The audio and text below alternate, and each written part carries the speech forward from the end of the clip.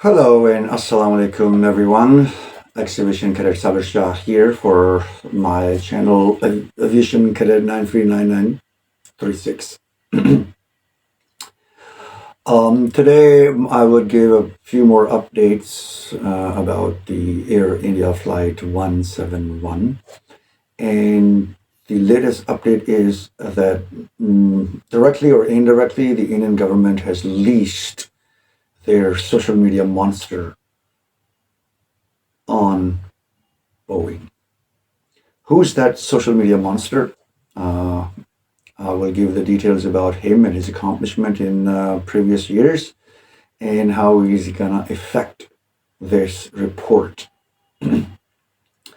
So let's not wait and let's continue. The guy I'm talking about his name is Daruv Rathee. Daruv Rathee was born in India, presently resided in Germany, and he was a mechanical engineer. And later on, he moved to Germany, and then he started his YouTube channel. And right now, he is the top YouTube channel owner of India with about 28.5 million subscribers. What does that mean? Because if you see in the United States, Mr. Beast has more subscribers than him.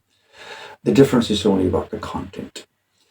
If you see the top 100 influencers, sorry, not the influencers, the YouTube channels, the famous ones, you would see single niche. I mean, there would be like Mr. Beast is, what he's famous for, or see the ZTV is a TV network, and then so on. So they have a specific niche. But Mr. Daruv Rathee, he covers each and everything, and he has been unleashed on Boeing, I would say, because recently he did a video about the flight 171 of Indian Airlines that got perished on June 12th, 2025. What can this man do in terms of the final report? Well, let me tell you, he drove a campaign against Modi, the Prime Minister of India, during the elections last year, 2024. And his videos were viewed for over 240 million times. He made 6 or 7 videos on that topic. So each video was viewed at least 40 million times. So the most popular video was viewed for about 40 million times. Now, does that make any sense? Well, how does that going to affect the final report of a Air India 171? Well, again, this is a world of popularity. This is the world of selling your narrative through social media platforms. And his platform, if you go and look at his YouTube channel, he talks about everything. He talks about time travel. He talks about landing on the moon. He talks about cloud seeding. He talks about the political narratives around the world. He talks about World War II, World War I. So he is a combo of every niche possible into one channel.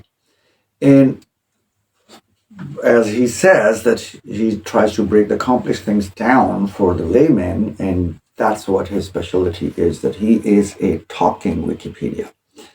The way if you open the Wikipedia and you see how things are organized or managed, he does the same thing. So I gave him a big salute, huge respect for him for doing that kind of work and presenting it so nicely. This is the most important thing, that any commoner who would see his videos would understand.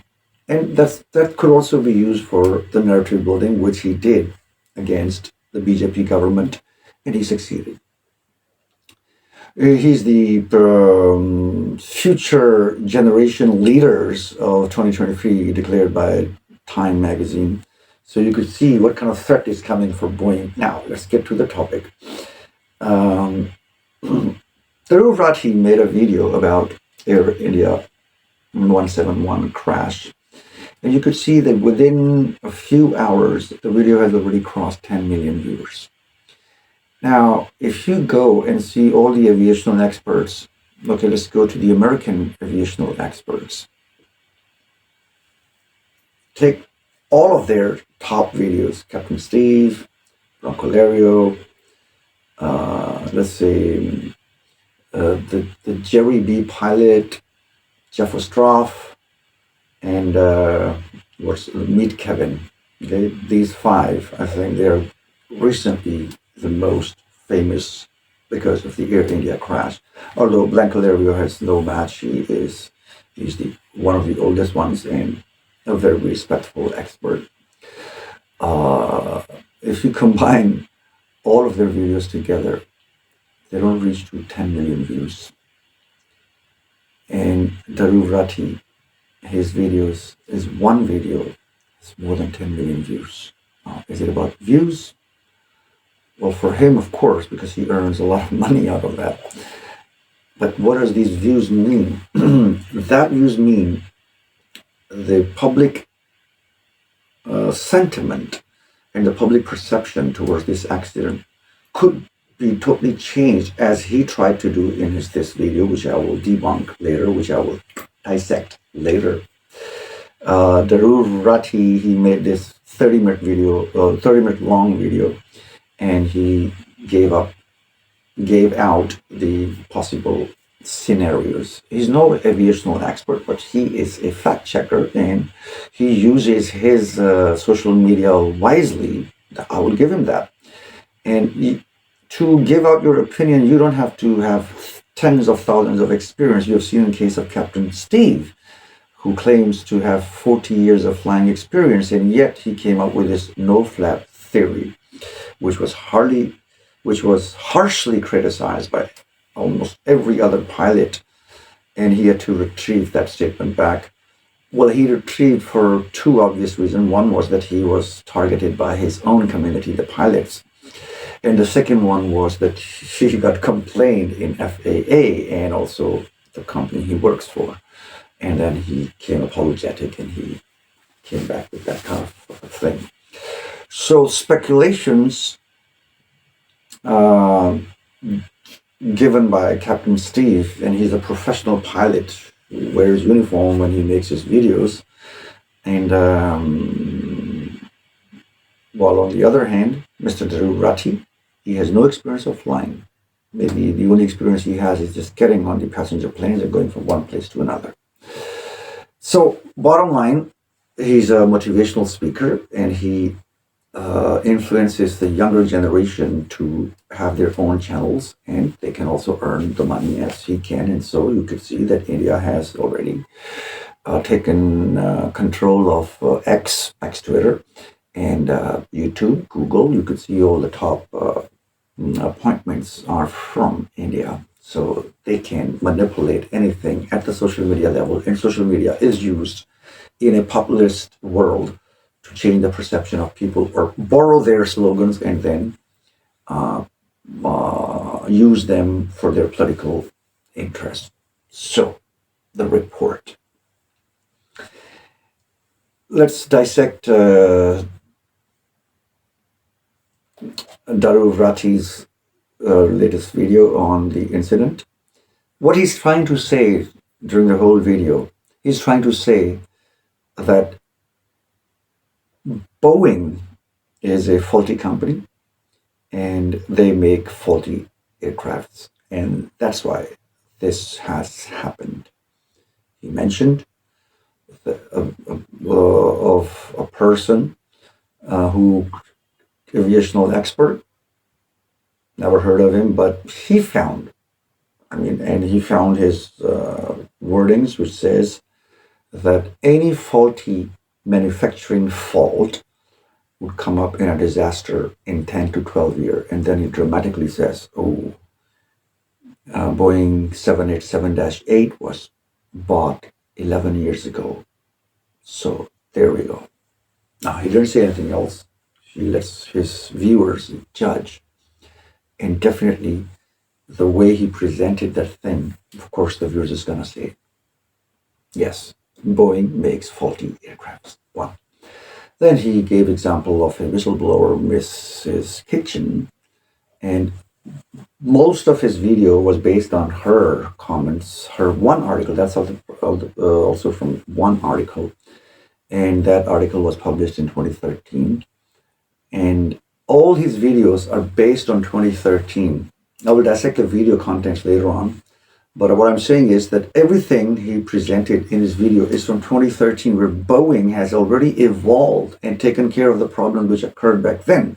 He gave the example of the Japan airliner, where the auxiliary power unit APU got burned on the ground.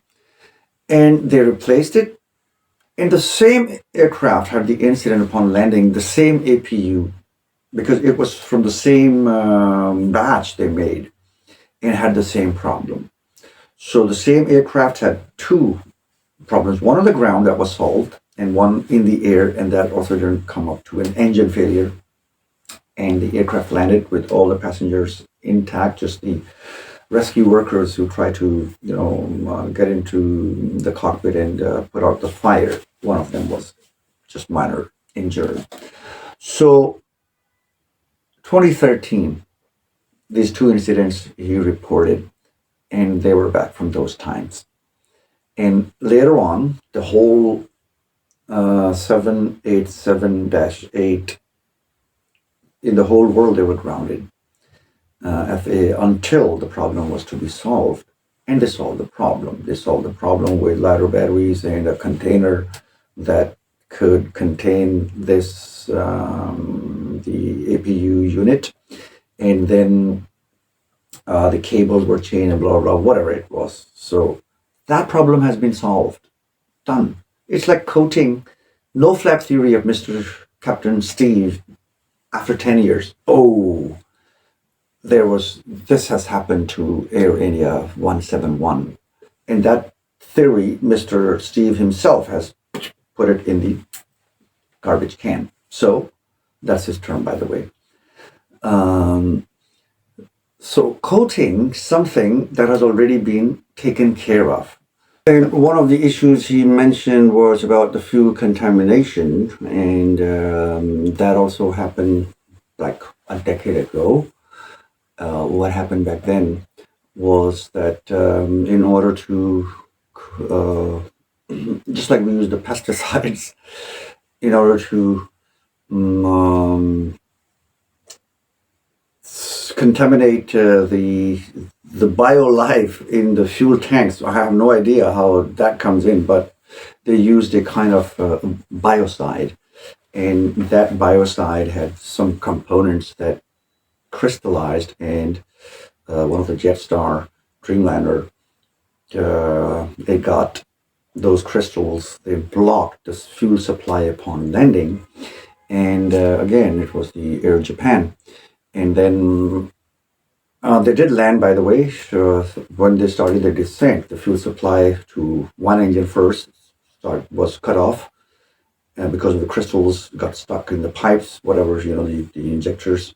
And from 16,000 feet, when it reached to 11,000 feet, the second engine also got cut off. But they had enough height and enough time and enough glide speed, and they landed on the runway safely.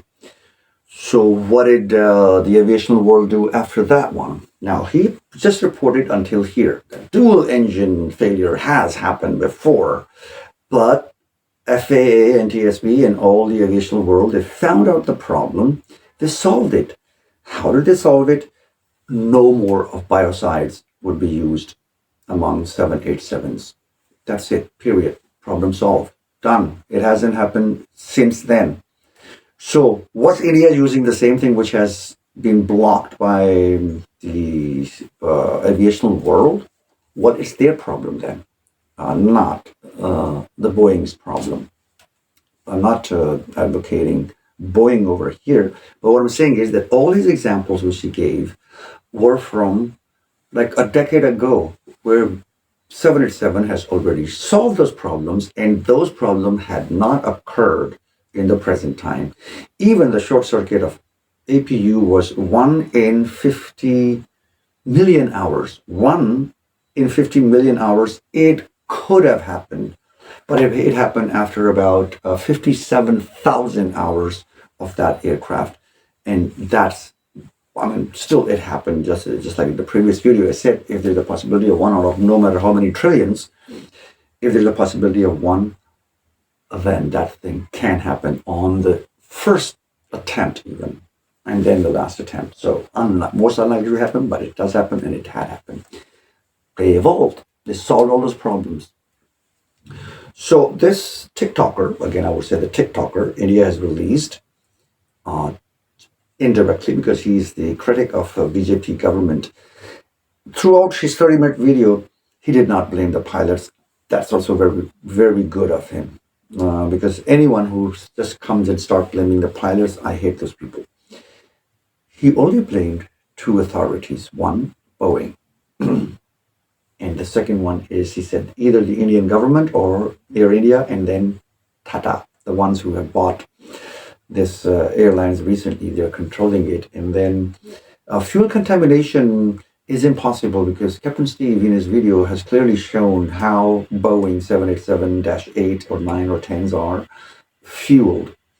It's not the traditional old way for getting those pipes and a tanker stands right next to the airplane, and then a person jumps on the wing and then starts injecting the fuel into the fuel tanks. No, it is a sophisticated machine which Air India also uses. And that machine, the only job of it is to find the contamination, and they make sure that no contamination ever happens. The last flight that had the fuel contamination, not fuel contamination, well, you could call it fuel contamination, was Boeing 777, flying from China to Heathrow. And because it took a longer route and colder weather, minus 40-degree conditions. So what happened? The water turned into crystals. It got frozen, and the engines, Boeing 777, by the way, not 787, and it got frozen, and that's why they landed almost 300 feet behind the threshold, but they did land. And the pilots did a great job. The crew did a great job because the crew, the flight attendants and the stewards, they have to make sure that the public at the back, they do not get panic. And they also make sure that they don't express themselves to them. If they start yelling and shouting, of course, problem is going to happen. So the conclusion is that Mr. Daruv Rathee is now in, and as his intentions clearly say that he wants to blame the Boeing and the Air India, because Air India is backed by Modi government. He calls Modi media as Godi media, and his term has been used all over the world now. Godi means a person who sits on the lap is called Godi in Hindi. So Modi, Godi, he rhymed that word, means all the media sits on his lap. You know what that means, okay? Either he's feeding them or you know what I mean. So that's why he calls it a Godi media. And his perception, because his viewers, he started the channel 10 years ago, and even his first video 10 years ago had 1.2 million views. Now that could be developed by the time, but he had 1.2 million views on his first video. So if you go to his oldest videos and you check it, you will see that. And the most viewed video is against Modi, 42 million views. Now his subscribers, he speaks Hindi only. He doesn't use English. He's using recently the subtitles, they appear in English, but it's totally in Hindi. And Hindi is not the most famous language in India. It's not the most popular language in India. India's vast variety of languages, but yet his content is viewed in millions. The whole world is, by the way, Pakistan, India, and China, and Bangladesh, that's half of the world population, and then rest of the whole world is the remaining half.